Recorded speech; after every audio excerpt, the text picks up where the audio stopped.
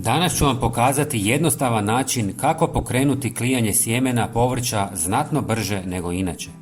Umjesto da čekate i do 10 dana, prve klice možete vidjeti već nakon 24 do 48 sati. Sve se radi bez zemlje i tegli i na taj način ćete uštedjeti puno novaca. Također ćemo očistiti sjeme od mogućih uzročnika bolesti. Koristit ćemo samo jednostavne sastojke koje već imate kod kuće. Kao primjer, u ovom videu uzet ćemo sjeme krastavaca. U posudu ulijte oko 300 ml mlake vode i dodajte jednu čajnu žličicu češnjaka u prahu i dobro promiješajte dok se ne rastopi.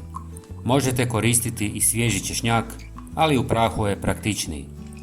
Zatim procijedite kroz gazu. Prijatelji, napišite nam odakle nas gledate. Hvala vam. U drugu posudu stavite nekoliko sjemenki krastavaca ili bilo kojeg drugog povrća koji želite ubrzati. Sjeme prelijte pripremljenom otopinom i ostavite da odstoji nekoliko sati. Češnjak se koristi jer prirodno smanjuje prisutnost štetnih mikroorganizama i sadrži aktivne spojeve poput alicina koji usporavaju ili zaustavljaju razvoj bakterija i gljivica. Nakon namakanja sjeme isperite mlakom vodom. Umjesto češnjaka po želji se mogu koristiti ili drveni pepeo, soda bikarbona ili med.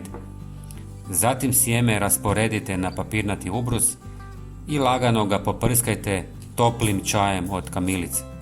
Kamilica pomaže u sprječavanju razvoja nepoželjnih mikroorganizama na površini sjemena, čime smanjuje mogućnost truljenja prije klijanja. Osim toga, povoljno djeluje na početni razvoj klice i može ubrzati cijeli proces nicanja.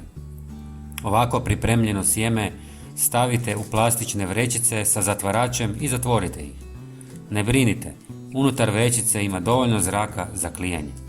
Ako primijetite da se ubrus osušio, slobodno ga ponovo lagano poprskajte toplim čajem. Stavite vrećice na toplo mjesto. Već nakon 48 sati sjeme će početi puštati klicu i bit će spremno za sadnju u zemlju.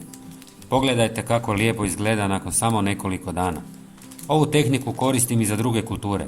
Primjerice mrkva, koju inače treba i do 20 dana za klijanje, ovdje je niknula za svega par dana. Isto vrijedi i za grašak, a rezultati su stvarno odlični. Prijatelji, podijelite ovaj video na društvenim mrežama kako bi drugi uštedjeli novac. Hvala vam i pozdrav!